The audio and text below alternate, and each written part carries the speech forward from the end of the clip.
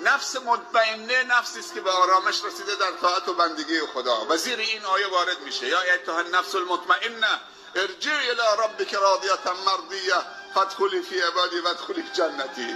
پیامبر صلی الله علیه و سلم میفرمایند اگر از خدا بهشت طلبیدی بهشت فردوس بطلب. اونجا همجواری با یه لحظه تصور بکن الان که شما در بهشت همنشین پیامبر باشید صلی الله علیه و سلم.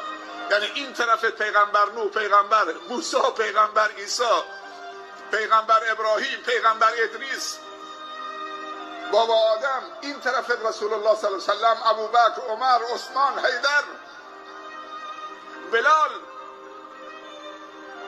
عبدالرحمن ابن عوف، امهات المؤمنین، زنهای بزرگ، مریم بنت عمران،